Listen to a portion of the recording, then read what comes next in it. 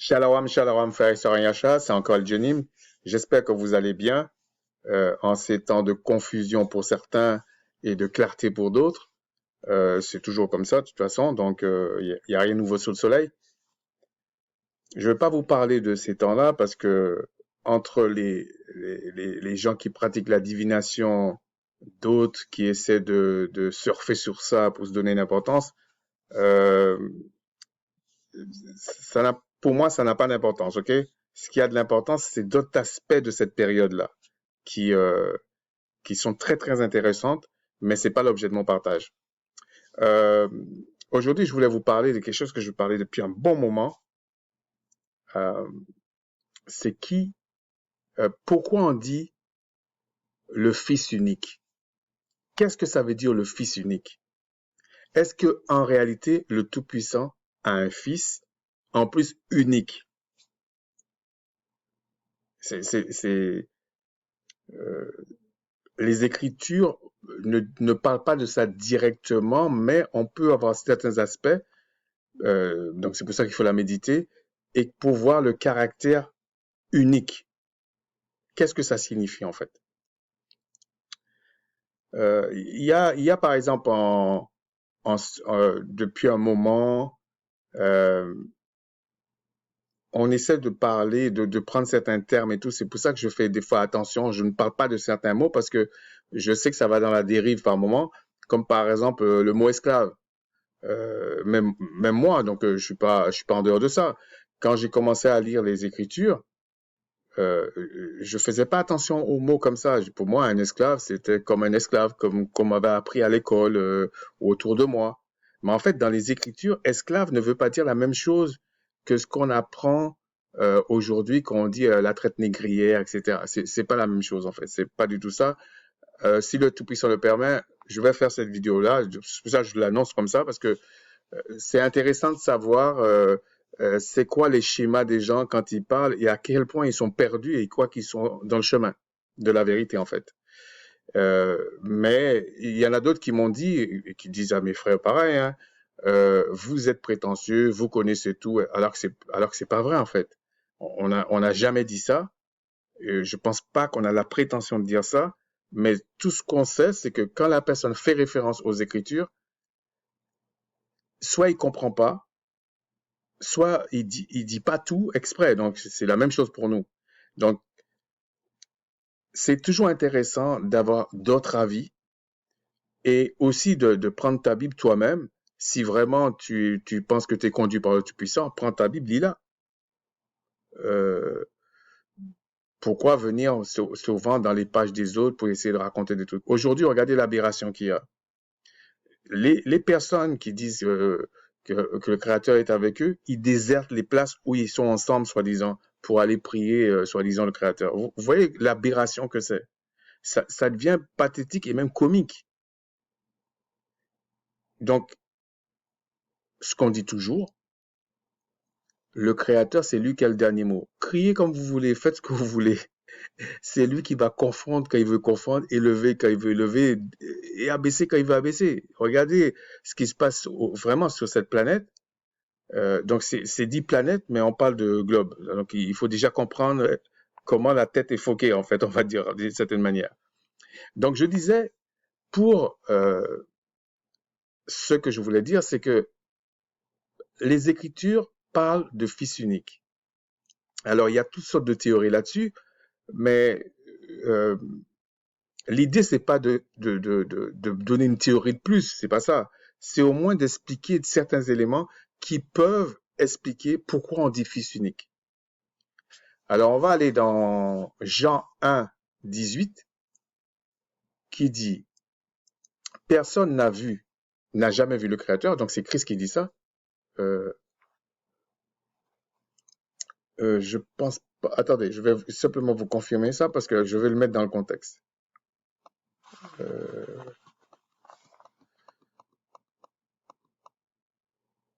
non, ça c'est une narration, ok?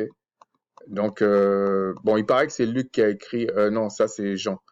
Il paraît que c'est les apôtres, il y en a d'autres qui disent non, ça a été écrit après les apôtres, euh, mais euh, peu importe qui l'a écrit, ils avaient tous des secrétaires pratiquement. Donc, si on prend le Tucomo, peut-être c'est pas eux qui l'ont écrit à la main, mais c'est quand même eux qui l'ont dit, en fait. Donc, si on prend Jean 1, 18, il est dit, personne n'a jamais vu le Créateur. Le Fils unique qui est dans le sein du Père, c'est celui qui l'a fait connaître. Et il y a des passages qui disent, donc il dit personne n'a jamais vu le Créateur. C'est le Fils unique, donc il sous-entend c'est le Fils unique qui l'a vu. Mais je vous dis, quand vous lisez les Écritures, même le Christ ne peut pas voir le Créateur dans sa plénitude. C'est impossible. Parce que on peut pas voir le Créateur et vivre. Non. Alors, on n'a pas ce genre de comparaison sur la terre, ben justement parce que nous avons été créés. Donc, nous ne sommes pas le Créateur, donc c'est normal. Nous sommes que des images des choses, donc c'est normal. Donc, là, on voit qu'on a employé le terme fils unique. Alors, il y en a qui m'ont fait certains petits procès entre guillemets, comme par exemple, il y a quelques années de ça, il y avait un musulman qui me disait, mais le Créateur ne peut pas avoir de fils. Alors, la question que je lui ai posée, il m'a pas répondu. Hein. J'ai dit, est-ce que tu penses, soit, peut-être dans ta tête, tu fais des saloperies avec des femmes, donc tu penses que le Créateur fait pareil, ou alors, euh, tu penses que tu as une possibilité que le Créateur n'a pas. C'est une aberration, en fait. Alors, ça ne veut pas dire que le Créateur va faire la même chose pour engendrer un être que nous, les humains ou les êtres sous la terre. Non, c'est pas possible. Vous voyez bien que euh, même les animaux ont le pouvoir, entre guillemets, d'engendrer une filiation. Donc, pourquoi le Créateur, dans sa préscience, n'est pas capable de faire ça, mais il donne à une création le pouvoir de faire ça. Vous voyez que c'est pas possible. Donc, lui aussi a ce pouvoir, en fait. Et on va continuer. Donc, si on va dans Genèse 6, 1, lorsque les hommes eurent commencé à se multiplier sur la terre, sur la face de la terre, et que des filles leur furent nées, les fils du Créateur virent que les filles des hommes étaient belles, et ils en prirent pour femmes parmi toutes celles qu'ils choisirent. Vous savez, les Écritures ne se contredisent pas. Là, on nous dit que le Créateur a d'autres fils. Et vous voyez que là, on ne dit pas des filles. Mais pourtant, Christ dit à la résurrection, il y aura plus de mariage, il y aura des hommes et des femmes qui sont comme des anges. Bon, la question c'est de se poser, est-ce qu'ils sont des enfants du Créateur? Okay? Mais là, on voit qu'on nous parle d'un fils unique qui a vu le Créateur, en tout cas qui a vu le Créateur plus près que tout le monde, qui était même dans le sein du Père. Et là, dès la Genèse, on nous dit qu'il y avait des fils du Créateur. Ensuite, lorsqu'on va dans Galates 3, il nous est dit, Galates 3, 23, avant que la foi vînt, nous étions enfermés sous la garde de la loi, en vue de la foi qui devait être révélée. Ainsi, la loi a été comme un pédagogue pour nous conduire à Christ, afin que nous fussions justifiés par la foi. En parlant de pédagogie, là, les gens mélangent un peu de tout. Oui, quand le souverain sacrificateur rentrait dans le lieu très saint avec un agneau, avec le sacrifice, quand il faisait le sacrifice, c'était une pédagogie. Vous voyez bien qu'aujourd'hui, c'est pas d'actualité.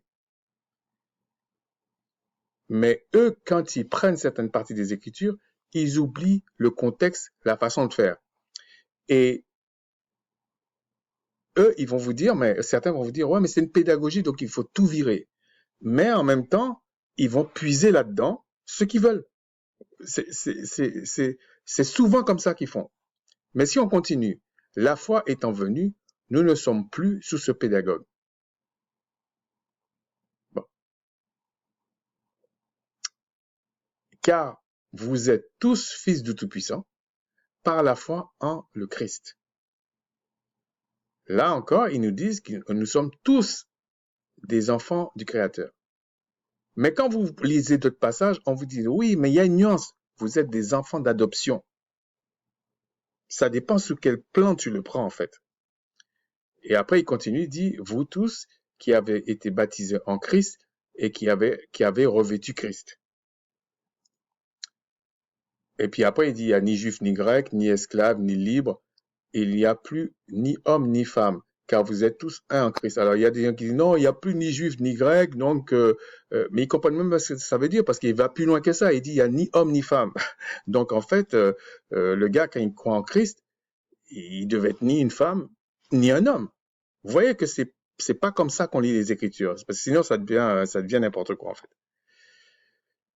Et puis après, il dit, et si vous êtes à Christ, vous êtes donc la postérité d'Abraham, héritier selon la promesse. Mais là, c'est encore certains prennent des interprétations. Mais ce que je voulais dire, je ne vais pas rentrer là-dedans, c'est que là, on dit, vous êtes tous fils du Tout-Puissant par la foi en le Christ.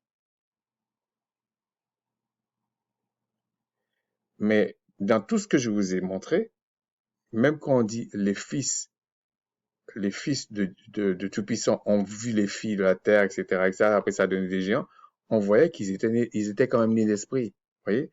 Christ est né d'esprit. Donc ici, il parle de ceux qui sont nés d'esprit, hein. C'est pas uniquement la foi comme ça. Vous pouvez pas marcher par la foi réelle si vous n'êtes pas imprégné de l'esprit du Créateur et que vous n'êtes pas né d'esprit, c'est pas possible.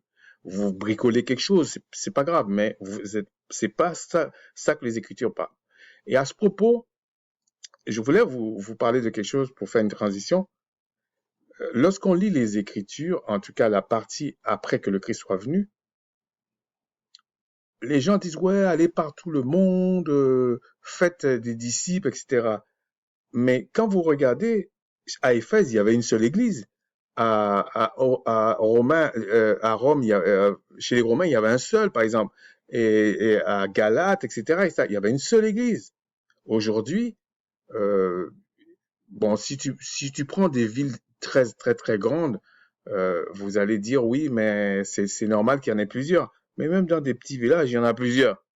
Donc, vous voyez que ça colle pas, en fait. Et je parle plusieurs du même mouvement. Pas comme s'il y a des baptistes, et puis des pentecôtistes, et puis des adventistes. Je parle pas de ça. Je parle que dans des villes parce que Rome, c'était quand même pas petit, mais dans des villes de 500 000 habitants, par exemple, vous allez peut-être voir peut-être une trentaine du même mouvement. Mais là, quand on lit les Écritures, on essaie de comprendre, non, ils avaient une église. Donc, aujourd'hui, c'est un peu galvaudé le terme, on dit n'importe quoi en fait. Donc, pour commencer déjà, on parle de fils unique, on parle des fils du Créateur, et on dit même que ceux qui croient en le Christ sont aussi des fils du Créateur. Et je vous ai dit, on ne parle pas de filles, mais là, ça serait rentré dans d'autres choses, mais je ne parle pas de ça. Mais c'est tout simplement pour vous dire, on ne peut pas dire vous êtes des fils et puis il y a un fils unique, il y a quelque chose qui ne va pas, qui ment là-dedans. Donc, je vais vous expliquer ce que j'ai compris, ok? Si maintenant, vous allez dans Deutéronome 18, on va faire à partir du verset 14. Car ces nations que tu chasseras écoutent les astrologues et les devins, mais à toi, le Tout-Puissant, ton Seigneur, ne le permet pas. D'ailleurs, je n'arrive pas à comprendre ce problème qu'il y a que parmi les mélanodermes, là, en tout cas ceux qui sont censés être le peuple du Créateur, ils aiment beaucoup, beaucoup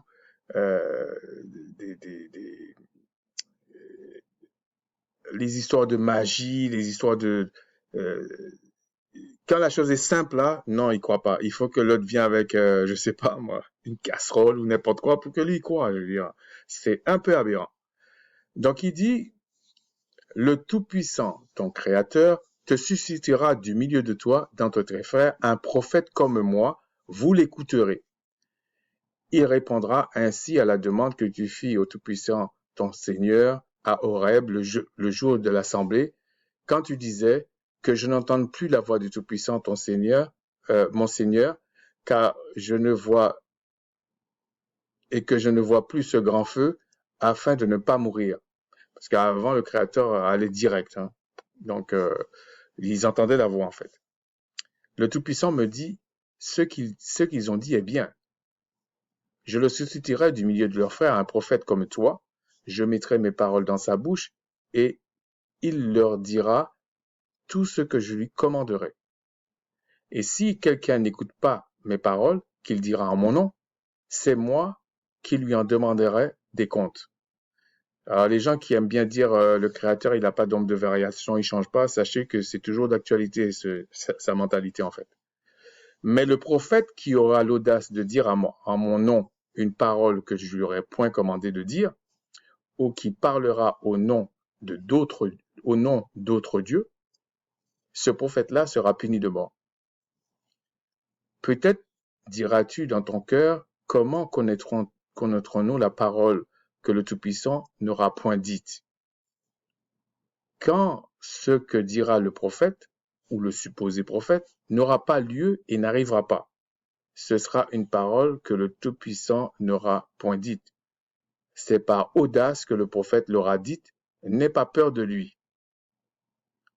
Mais on vous dit, il sera puni de mort, mais le Seigneur va s'en charger aussi, hein, donc c'est sa parole.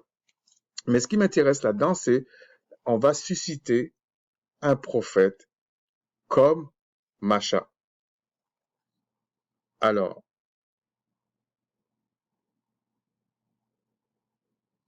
ça résout un peu, en tout cas, je vais en parler plus tard. Si vous allez dans Acte 3, verset 19, voilà ce qui est écrit. Repentez-vous donc et convertissez-vous pour que vos péchés soient effacés. Il s'est pas effacé avant la conversion, non, il faut être converti. Mais bon, ça, je vous ai déjà expliqué ça. Afin que des temps de rafraîchissement viennent de la part du Seigneur et qu'il envoie celui qui vous a été destiné, le Christ, que le ciel doit recevoir jusqu'au temps du rétablissement de toutes choses et dont le Tout-Puissant a parlé anciennement par la bouche des saints prophètes. Macha a dit, le Seigneur votre Créateur vous suscitera d'entre vos frères un prophète comme moi. Vous l'écouterez dans tout ce qu'il vous dira, et quiconque n'écoutera pas ce prophète sera exterminé du milieu du peuple. Tous les prophètes qui ont successivement parlé depuis Samuel ont aussi annoncé ces jours-là. Vous êtes les fils des prophètes et de l'alliance que le Tout-Puissant a traitée avec nos pères en disant à Abraham, toutes les familles de la terre seront bénies en ta postérité. Bon, ça encore, il faudrait creuser ça, mais c'est pas l'objet non plus. C'est à vous, premièrement, que le Tout-Puissant a suscité son serviteur, l'a envoyé pour vous bénir en détournant chacun de vous de ses iniquités. Là, on constate, s'il y avait un doute là-dessus, même si dans les Écritures, on dit que Macha a été fait créateur pour le peuple et puis Aaron prophète. Là, on voit bien que c'était une façon de parler, mais qu'en fait, Macha était un prophète. Puisque là, on le dit clairement, Macha est un prophète. Okay? Mais ce qui est intéressant dans ce passage, c'est qu'on vous dit que le Christ, parce qu'on dit on va susciter un prophète qui serait comme Macha. Donc, comme Macha, c'est quoi? Ben, il est dirigé par le Créateur, oui, mais tous les prophètes. Mais comme Macha, il dit d'entre vos frères. Donc, Israélites comme Macha, en fait. Donc, tous ceux qui viennent là, qui essaient de faire croire que ils sont remplaçants du Christ, ils sont ceci, ils sont cela, et ils sont pas israélites. C'est faux. sans compter que le Christ dit lui-même, tout ce qui viendra pour moi pour raconter des histoires, n'écoutez pas. Mais là, on voit que Christ est prophète. Il a la fonction de prophète. Mais est-ce qu'il est qu'un prophète? On va continuer. Ici, quand on va dans Hébreu, on va aller dans Hébreu 5. Et voilà ce qui est dit. Hébreu 5, verset 5. Et Christ ne s'est pas non plus attribué la gloire de devenir souverain sacrificateur, mais il la tient de celui qui lui a dit, tu es mon fils, je t'ai engendré aujourd'hui. Le terme engendré a son importance parce que dans toute l'histoire, on va dire, quand on parle de ces choses-là, il y a une polémique sur l'idée, est-ce que Christ était engendré ou est-ce que Christ était créé? Parce qu'il y a une nuance, ok? Pourquoi? Parce que la question se posait, c'est que si le diable est un fils du Créateur, pourquoi lui il a péché et Christ ne pécherait pas? Alors certains disaient que, en fait, pour que tu pêches, il faut que le Créateur t'ait créé et pas engendré. Engendré, tu as la même nature, tu peux pas. Tout simplement parce que tous ceux qui sont nés du Créateur ne peuvent pas, n'aiment pas le péché. Donc il y avait une grande polémique là-dessus, ok? Mais c'est pas l'objet, c'est simplement parce que je me suis rappelé de ça, je vous l'ai dit. Comme il dit, je continue, comme il dit comme ailleurs, tu es sacrificateur pour toujours selon l'ordre de Melchisédek. Mais on vous fait comprendre qu'avant, là, il parle de sacrificateur parce que le souverain sacrificateur est dans la famille des sacrificateurs. C'est simplement parce que on le sort de cette famille-là et c'est pour ça qu'il est souverain sacrificateur. Donc, c'est pas contradictoire quand il dit de devenir souverain sacrificateur et ensuite il dit tu es sacrificateur pour toujours, ce qui est normal. Mais Christ, on vous dit, il est sacrificateur pour toujours par rapport au sacrifice, au fait qu'il a fait un sacrifice parfait. Donc, ça change pas, c'est parfait. Là, on voit, bon, je vais pas continuer là-dedans, c'est simplement pour vous expliquer que on a vu que Christ était prophète, mais il était aussi, il est prophète, puisque ça change pas en fait, hein, et il est souverain sacrificateur, mais selon l'ordre de Melchisédek. Il n'est pas selon l'ordre d'Aaron. Parce que s'il était selon l'ordre d'Aaron, on aurait continué à faire des sacrifices d'animaux. Mais il est selon l'ordre de Melchisédek. Donc on voit que là, ça n'a rien à voir avec quand on dit le roi de Salem et tout ça, mais ça explique quand même que déjà, l'ordre de Melchisédek cumule des choses. Si vous voulez, sous l'ordre d'Aaron, tu pouvais pas être roi et prophète en même temps, ou tu peux pas cumuler plusieurs fonctions, même si on a dit à un moment donné, est-ce que David était parmi les prophètes? Ok, le roi David. Mais globalement, les rois sortaient de la tribu de Juda et les sacrificateurs de la tribu de Lévi, dont le souverain sacrificateur sortait forcément de la tribu de Lévi, des Lévi. Donc, mais là, on voit que Christ a déjà deux fonctions, que la plupart de ceux qui venaient ne cumulaient pas. Même quand Abraham a été en face du roi de Salem, on peut dire, ouais, il était aussi peut-être sacrificateur. Donc, on va voir, c'est comme si là, il cumulait deux fonctions. Mais est-ce que Christ cumulait que deux fonctions? On va continuer. Bon, on va continuer encore sur le thème de la sacrificature. On va aller dans Hébreu, verset 4, chapitre 4, verset 13. Nulle créature n'est cachée devant lui, donc devant le Créateur, mais tout est à nu et à découvert aux yeux de celui à qui nous devons rendre compte. Ainsi, puisque nous avons un grand souverain sacrificateur qui a traversé les cieux. Ah, il a traversé les cieux. Quand les gens disent, quand il y a certaines personnes qui disent que le Créateur est en dehors de sa création, il y a des gens qui disent, ouais, mais il a fabule, il dit n'importe quoi. Non, c'est pas vrai. Regardez, il a traversé les cieux. Christ, le Fils du Tout-Puissant, demeurons fermes dans la foi que nous professons. Car nous n'avons pas un souverain sacrificateur qui ne puisse compatir à nos faiblesses. Au contraire, Il a été tenté comme nous en toutes choses, sans commettre de péché. Approchons-nous donc avec assurance du trône de la grâce afin d'obtenir miséricorde et de trouver grâce pour être secouru dans nos besoins. Mais quand il dit ça, c'est pas que tu t'avances au petit bonheur la chance, comme on dit, hein. Non, c'est une science. Il y avait des jours de convocation, il y avait des moments il y avait des choses à faire que seul le peuple israélite connaissait. Et il y avait des choses qui se passaient même parce que tout le peuple obéissait. C'est pas comme s'ils étaient à Babylone et puis ça se passait. D'ailleurs, euh, quand Daniel était à Babylone, il cherchait pas à convertir Babylone, hein. C'était pas son problème. Pourquoi aujourd'hui je vais chercher à convertir Babylone? C'est pas mon problème, ça. Et puis après, à chaque fois, les Écritures disaient non, allez vers les brebis perdues de la maison d'Israël.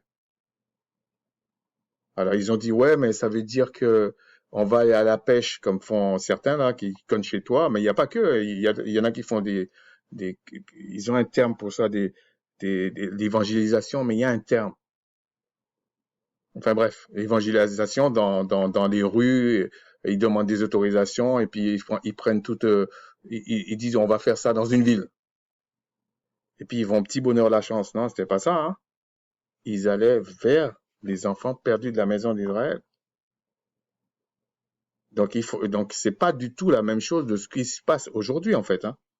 Et d'ailleurs les temps nous montrent que peu importe qui a fait, qui a pas fait, parce que il y a des gens qui cherchent à savoir est-ce que c'est le Créateur qui a fait ça, est-ce que c'est un truc qui a échappé à l'homme, etc. Mais à la limite on s'en fout.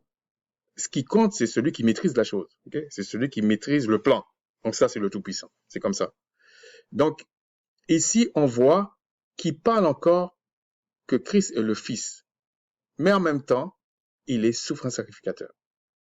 Donc on a vu qu'il est prophète, il est souverain sacrificateur. On va continuer. Ensuite, on va aller dans Jean, chapitre, je vais pas tout lire en fait. Bon, je vais lire le verset, mais c'est simplement, il faudrait lire le contexte, ok? Mais Jean 12, 14 dit, Christ trouva un ânon et s'assit dessus selon qu'il est écrit.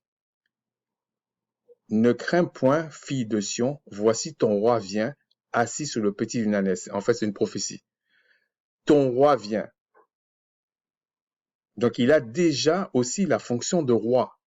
Et il le dit clairement on va dire, à un adultère spirituel, quelqu'un qui n'est pas de la maison d'Israël. On va aller dans Jean 18, verset 31. Sur quoi Pilate leur dit, parce que Pilate trouvait rien à dire sur le Christ. Prenez-le vous-même et jugez-le selon votre loi. Les Juifs lui dirent, il ne nous est pas permis de mettre personne à mort. Faut pas oublier, comme je vous ai dit, que ce soit les publicains, que ce soit d'autres, on disait un pharisien, etc., ils étaient tous juifs, selon la connotation d'aujourd'hui. Mais en réalité, quand ils disent ici juifs, c'était ceux qui prétendaient pratiquer la loi, en fait, avec les coutumes rabbiniques. C'était eux qu'on appelait les juifs. Il dit, c'était afin que s'accomplisse la parole que Christ avait dite lorsqu'il indiqua à quelle mort qu'il devait mourir. Mais il faudrait lire le contexte. Mais on va continuer. Pilate rentra dans le prétoire, appela Christ et lui dit, es-tu le roi des Juifs? Christ répondit, est-ce de toi-même que tu dis cela, ou d'autres te l'ont-ils dit de moi? Pilate répondit, moi, suis juif. Suis-je en train de suivre tes lois là? C'est pas mon problème, ça, je veux dire. En fait, c'est ce qu'il lui dit. Ta nation et les principaux sacrificateurs t'ont livré à moi. Qu'as-tu fait? Christ répond maintenant, mon royaume n'est pas de ce monde. Répondit Christ. Si mon royaume était de ce monde, mes serviteurs auraient combattu pour moi afin que je ne fusse pas livré aux Juifs. Mais maintenant mon royaume n'est point d'ici-bas. il faut faire attention à ce verset-là parce que, oui, il avait des serviteurs, mais c'était pas le temps non plus parce qu'il était venu faire quelque chose. Bon, bref. Pilate lui dit, tu es donc roi? Christ répondit, tu le dis, je suis roi. Je suis né et je suis venu dans le monde pour rendre témoignage à la vérité. Quiconque est de la vérité, écoute ma voix, etc., etc. Mais tout ça pour dire que Christ dit lui-même qu'il est roi. Donc, les Écritures, et d'ailleurs, il dit que les Écritures rendent témoignage de moi. Donc, on a vu qu'il est prophète, puisque ça s'est dit déjà avant, au temps de Macha, et puis ça se confirme. J'ai pas mis dans l'ordre, hein. Il est souvent sacrificateur, selon l'ordre de Melchisédek, mais souvent sacrificateur quand même. Et cet ordre-là était supérieur à l'ordre d'Aaron. Bon, c'est pas l'objet, mais c'est simplement pour dire qu'il est souvent sacrificateur, à perpétuité. Et ensuite, on nous dit, je parle pas du fait de l'agneau parce que je parle de fonction. Et il est aussi roi. Aucun des fils d'Israël n'a cumulé ces trois. Je parle pas des autres qui sont en dehors parce que ça compte pas en fait. Mais parmi les fils d'Israël, aucun n'a cumulé ça. Les trois fonctions. Seul le Christ l'a cumulé. Donc ça montre le caractère unique. La parole n'a jamais dit que le Créateur a un seul fils, puisque on vous montre qu'il dit j'ai d'autres fils. C'est pas ça. C'est que les fonctions qu'il avait, c'est unique. C'est unique. Si on continue, on va aller dans Apocalypse qui dit, Apocalypse 17, qui montre encore qu'il est particulier. Apocalypse 17, verset 14. Ils combattront contre l'agneau, donc on voit que ça fait référence à Christ, et l'agneau les vaincra, parce qu'il est le Seigneur des seigneurs et le roi des rois. D'ailleurs, quand on dit le créateur est le roi, oui, mais on peut pas le qualifier le créateur en fait. On peut dire oui, c'est lui le vrai roi, mais c'est Christ le roi des rois et le créateur au-dessus. Et les a appelés et les appela. Non, je vais reprendre. Ils combattirent contre l'agneau et l'agneau les vaincra parce qu'il est le Seigneur des seigneurs et le roi des rois, et les appelés, les élus et les fidèles qui sont avec lui les vaincront aussi. Et il me dit, les eaux que tu as vues sur lesquelles la prostituée est assise, ce sont des peuples, des foules, des nations, des langues, etc. Mais là encore, on vous dit que Christ va venir, il est roi. Il n'est pas le petit Jésus comme les gens expliquent là. Ah, non, non, non. Il a un statut unique. Et d'ailleurs, les Écritures le disent bien quand ils disent plus tard, dans Romains, à partir de Romains 13, chapitre 8, Romains 13. Si vous vivez selon la chair, vous mourrez. Vous mourrez selon la chair. C'est la loi de la chair. La chair meurt à un moment donné, c'est tout. Mais si par l'esprit vous faites mourir les actions du corps, vous vivrez. Ben oui, parce que si vous marchez selon l'esprit, l'esprit est censé être éternel. D'ailleurs, il le dit, car tous ceux qui sont conduits par l'esprit du Tout-Puissant sont fils du Tout-Puissant. Donc, vous voyez que ça donne l'impression que les Écritures sont contradictoires. Elles ne sont pas contradictoires. En fait, tout simplement, quand on dit, quand on emploie fils unique, c'était dans des contextes bien particuliers, mais vous voyez bien que oui, il est fils unique. Il n'est pas comme nous on dira aujourd'hui, j'ai un fils unique. Mais il est un fils unique. Les fonctions qu'il a, tout ce qu'il fait, et d'ailleurs, il le dit bien. Regardez, hein, Euh, et vous n'avez point reçu un esprit de servitude pour être encore dans la crainte, mais vous avez reçu un esprit d'adoption par lequel nous crions Abba Père. L'esprit lui-même rend témoignage à notre esprit que nous sommes enfants du Tout-Puissant. Mais il parle d'un esprit d'adoption déjà. Or, si nous sommes enfants, nous sommes aussi héritiers, héritiers du Tout-Puissant et co-héritiers de Christ. Si toutefois nous souffrons avec lui, afin d'être glorifiés avec lui. En fait, c'est pas un statut, mais c'est Christ l'héritier en fait. Nous sommes co-héritiers avec lui, mais c'est lui l'héritier.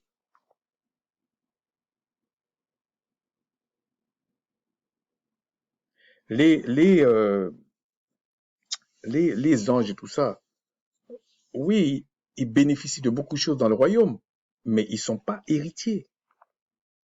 Le Créateur leur a pas donné le sceptre de la royauté. C'est à Christ qu'il a donné ça. Donc voilà, je vais m'arrêter là.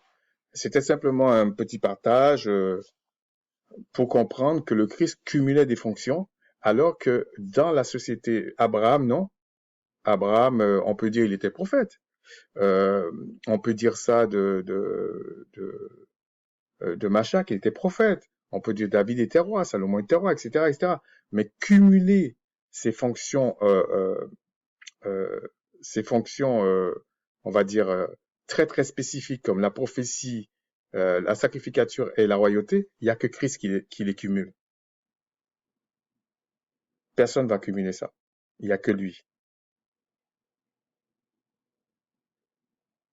Et pour vaincre le malin, il faut que Christ, il faut que le Créateur t'établisse selon l'ordre de Melchisédek. Parce que aucun n'a réussi sous l'ordre d'Aaron. C'est sous l'ordre de Melchisédek que Christ montre que c'est comme ça qu'il faut vaincre.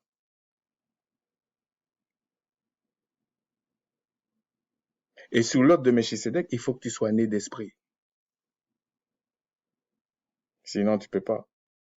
Tu fais un film, en fait. Tu racontes des balivernes. D'ailleurs, la preuve, bon, je veux pas trop tirer sur les ambulances, mais en ce moment, il y en a beaucoup qui bombaient le torse il y a quelques semaines, quelques mois, et ils rasent tous les murs.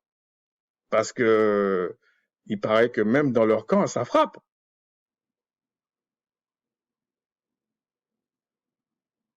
Mais je vous dis, je continue à le dire, criez tous au Tout-Puissant. Il va répondre qu'à ses enfants. C'est tout. Parce que les choses sont beaucoup plus, les choses sont très très précises. Le temps qui dit, bon, maintenant, si le temps est arrivé pour venir chercher un tel, si le temps est arrivé, on va venir chercher un tel. C'est comme ça. Donc, quand on vous dit Christ est le fils du Créateur, mais c'est lui l'héritier. Il n'y a personne d'autre l'héritier. Nous, on est co-héritiers. Donc, il a déjà un caractère unique. Il a des positions uniques. Il est unique. Et les Écritures disent même que c'est lui le mystère. C'est lui le mystère du Créateur, en fait. Il faudrait chercher d'autres passages, mais il dit c'est lui le mystère qui devait être révélé.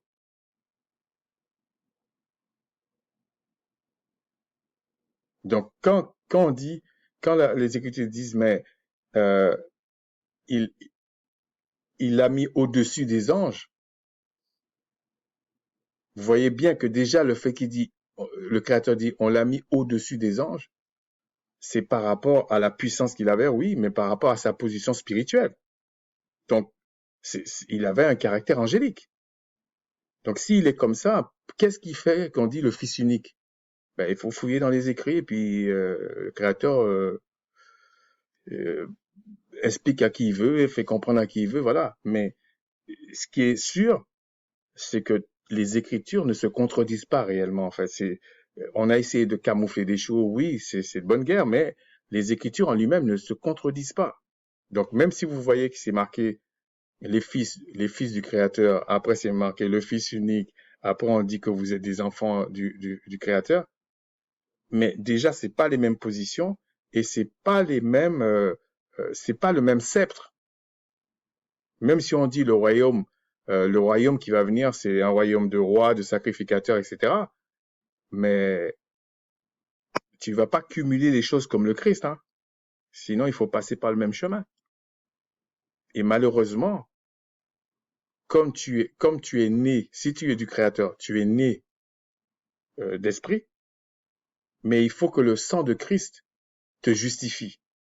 Donc, tu peux pas avoir sa position. Parce que toi, tu as connu le péché. Lui, non. Et le Créateur est juste. Alors oui, tu auras une position de co-héritier, etc., mais tu n'auras pas une position comme Christ a. C'est pas parce qu'il dit co-héritier que tu auras la même position que le Christ. C'est pas possible déjà. Sur ce, portez-vous tous bien, que le Tout-Puissant vous bénisse, en tout cas à ceux qui sont à lui, et puis qui nous conduisent dans toute la vérité. Shalom.